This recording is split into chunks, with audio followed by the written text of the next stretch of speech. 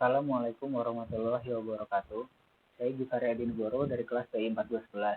Saya akan menjelaskan mengenai soal UAS Statistika Industri nomor 1. Materinya mengenai One Way ANOVA.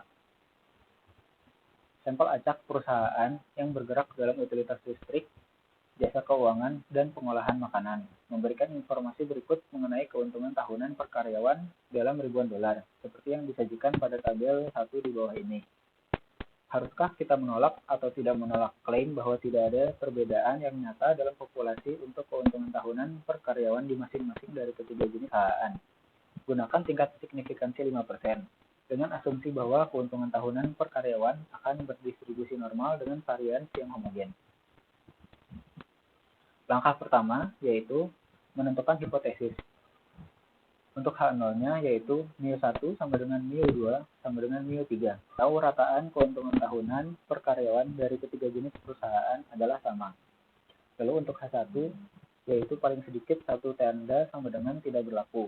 Atau rataan keuntungan tahunan per karyawan dari ketiga jenis perusahaan adalah berbeda. Lalu berikutnya statistik uji. Kita menggunakan statistik uji F. Lalu berikutnya kita akan menghitung total dan juga rataan dari setiap perusahaan. Untuk perusahaan 1, totalnya 191,5. Untuk perusahaan 2, 191,3. Untuk perusahaan 3, 135,4. Lalu untuk rataan perusahaan 1, 38,30. Perusahaan 2, 38,26. Perusahaan 3, 27,08. Lalu untuk total dari ketiga perusahaan adalah 518,2. Dan rataan dari ketiga perusahaan adalah 34,55.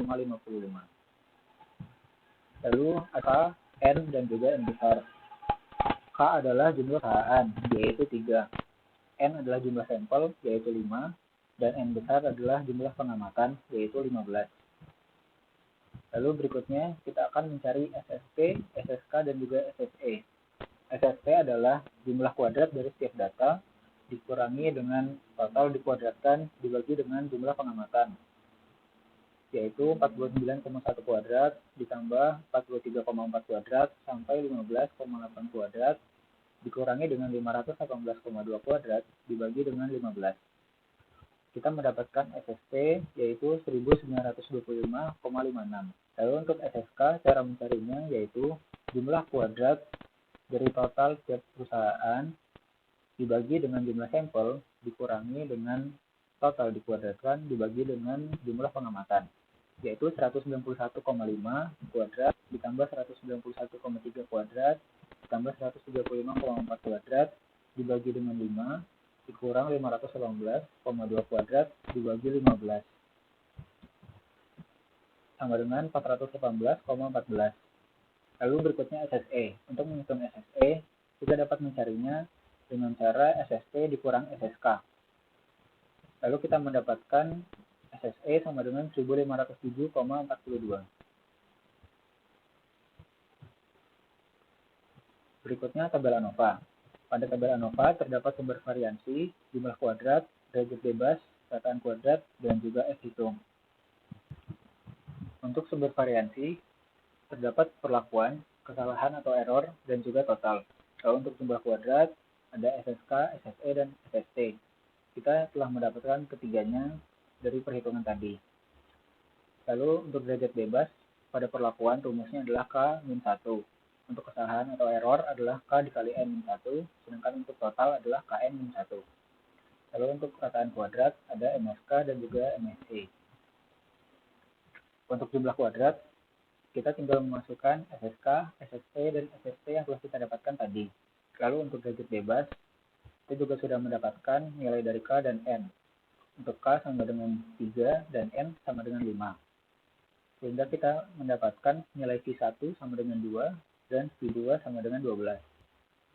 Lalu untuk rataan kuadrat, kita dapat mencarinya dengan cara membagi jumlah kuadrat dengan derajat bebas. Untuk MSK, yaitu 418,14 dibagi 2.